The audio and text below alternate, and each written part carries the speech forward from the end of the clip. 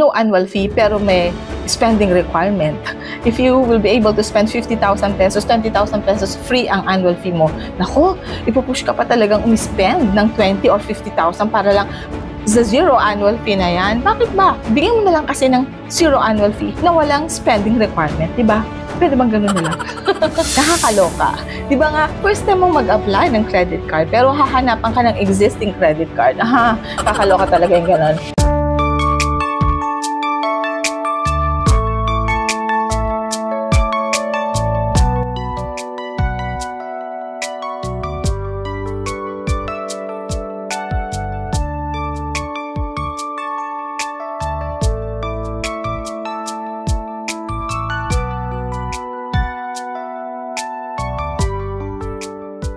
Alright, so hi everyone, Crisel Morales here. Welcome back dito sa ating YouTube channel. Alright, so before the year ends, okay, kasi ano ba ngayon? November na and we have almost 1 month more to go before 2025. And before we leave this month, I would like to share with you, kasi maraming nagtatanong, kung ano yung best credit card for the year 2024. Meron naman akong shinare na video before about the best credit card for 2023, I think. Pero ngayon, of course, nag-i-improve, nag-i-evolve ang daming mga okay na credit cards. And yun ang gusto kong i-share with you, lalo na sa mga newbie or beginners sa journey ng credit card. So today, stay with me because we're going to talk about the best credit card for 2024. This is based on my experience and observation.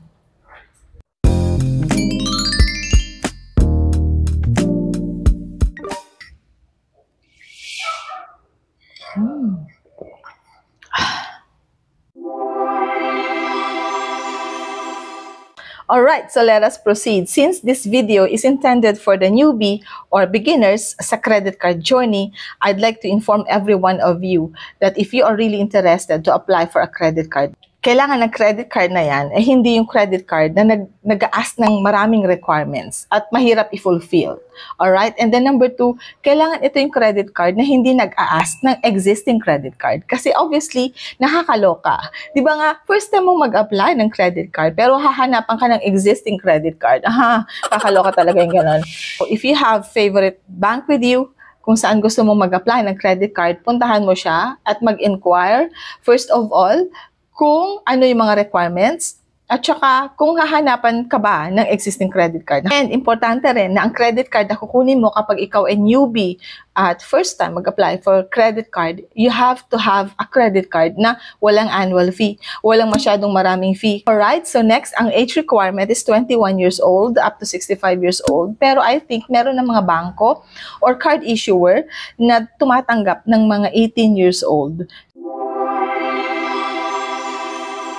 Hindi mo pa kabisado yung mga fees, yung mga interest rates. So, mas maganda kapag ang kukunin mo, since first time mo, is yung credit card na no annual fee for life or zero annual fee for life. Yung totoong zero annual fee. Ito, inuulit-ulit ko, no? Siguro nakukulitan kayo, naririnig nyo palagi to. Pero wala kasing silbi na yung credit card no annual fee kapag for the first year lang. Diba? O kaya, no annual fee pero may spending requirement. If you will be able to spend 50,000 pesos, 20,000 pesos, free ang annual fee mo. Nako, ipupush ka pa talagang umispend ng 20 or 50,000 para lang sa zero annual fee na yan. Bakit ba? Bigyan mo na lang kasi ng zero annual fee na walang spending requirement, di ba? Pwede bang ganun na lang? Alright, sige, tuloy natin. Don't you know na ito yung isang credit card na gustong-gusto ko. I have this one already. The Union U credit card.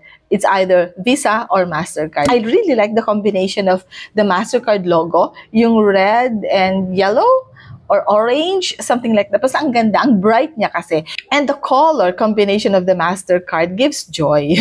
Alright, sige. Etong si Union U MasterCard is the replacement of yung credit card ni Citibank na Citi Simplicity. We all know that Citi Simplicity is one of the best credit card ever for the newbie or yung mga first time mag-apply ng credit card.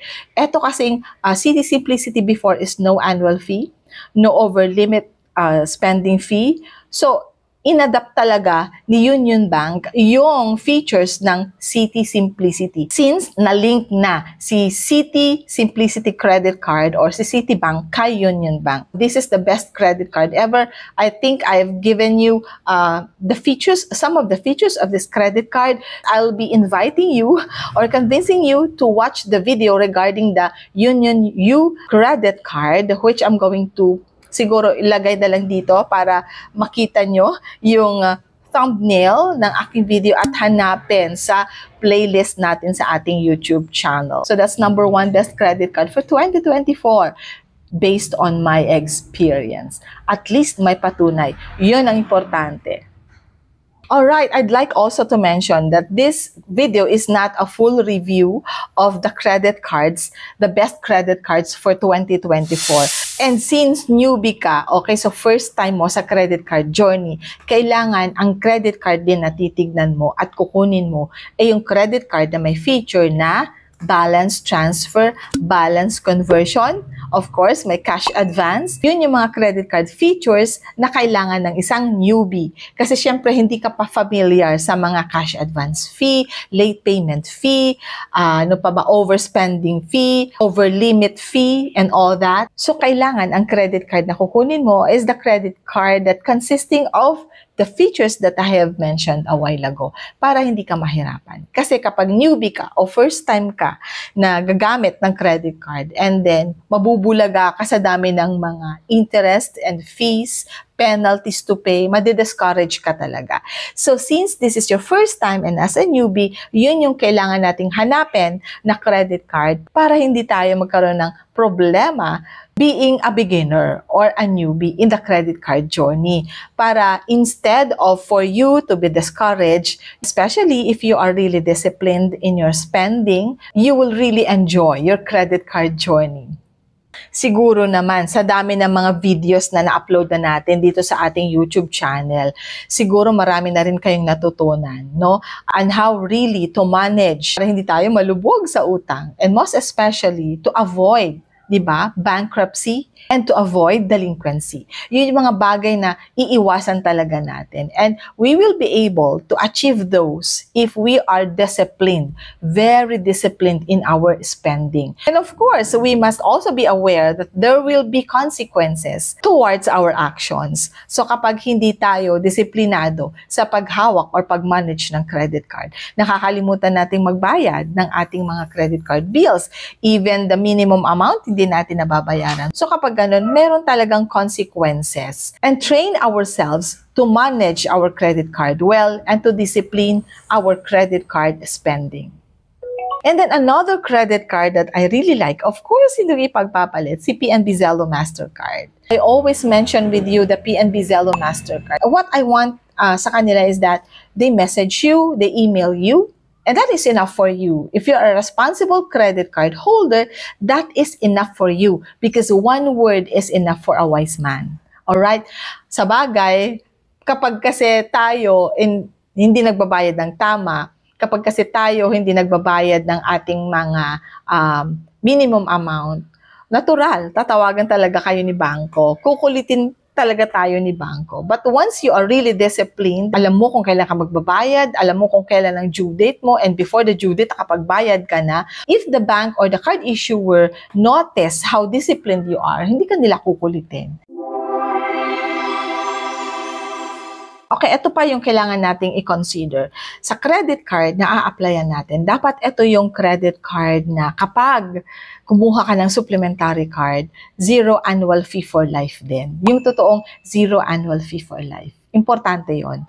Alright, and then next we have to consider, ito dapat yung credit card na virtual safety credit card. Alam mo yun, kapag gagamitin mo siya online, safe ka, na hindi makukuha yung mga details mo. Walang fraud issue, scam issue. Security of a credit card is very important. At saka, yung virtual credit card, safe siya. So, kahit gamitin mo siya sa online, hindi ka matatakot na baka manakaw yung credit card details mo. So, kailangan ito yung titignan din natin. Alright, it is also important to look at the credit limit. Alam natin na kapag yung mga credit cards na zero annual fee, sila din yung mga credit cards na medyo mas mababa lang talaga yung credit limit. But it works and it's best for the newbie or yung mga baguhan sa credit card journey. Mas mababang credit limit, lesser yung temptation for you to spend much. So kapag halimbawa man na hindi ka nakapagbayad ng buong credit limit mo dahil nagamit mo siya for this month, dahil konti lang naman yung credit limit, it's easy for you to pay. Pero kapag malaki talaga yung credit limit and you spend the most of the credit limits that you have, nakakatakot yun na kapag wala ka talagang available cash to pay. So para sa mga newbie, the best credit card is the credit card that has just right credit limit for them since they are still starting. It is also best to choose the credit card na may cashback. So kahit kasi zero annual fee or no annual fee for life yung credit card mo, may mga credit cards na may feature pa rin na cashback like the Union U credit card. Alright, so this time I'd like to share with you some of the credit cards na madaling applyan at hindi lang madaling applyan, mabilis din ang approval. So I'd like to share with you some of these credit cards. And number one, we have the Union Visa credit card. Number two, we have the Metro Bank Titanium MasterCard. We also have the HBC Red MasterCard. And another one is the BPI MasterCard. And we also have the Security Bank Gold MasterCard. And we have the PNB Zillow MasterCard, of course, and the Metro Bank M-Free. Ito rin yung credit card ni Metro Bank na no annual fee. So according to experience, yun yung mga credit cards na madaling applyan at madali kang ma-approve.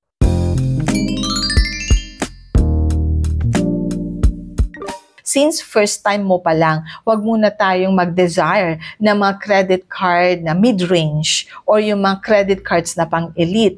If you start building your credit card history and credit score, okay, in the future, you will easily be approved with a credit card that has a higher credit limit or siguro yung mga credit card na mid-range. So, dadating tayo dyan. But for the meantime na, ito yung first time mo mag-apply, so step by step muna tayo. Alright, so there you go. Ganun kaiksi ang video for today. And if you want more, you can go sa ating YouTube channel, sa playlist natin. Marami doon ang mga videos that I have uploaded in the past where you can learn one or two or more. Sa panonood ng videos kasi, hindi importanteng mag-grasp mo lahat ng ideas. If you have one or two na register sa isipan natin, I believe that can do something great in our decisions, especially sa inyo, sa mga newbies sa credit card journey. Alright, so thank you so much as what I've said sa mga nag-subscribe lately, sa mga patuloy na nanonood ng ating mga videos. Maraming salamat din. And of course, sa mga hindi pa nag-subscribe, sana makapag-subscribe na rin dito sa ating YouTube channel and always tap the notification bell after subscribing so that you will always be notified kapag meron tayong mga bagong videos. Maraming salamat. And muli, always remember that whatever trials and challenges you have in life, life is beautiful because God is so good. Bye everyone!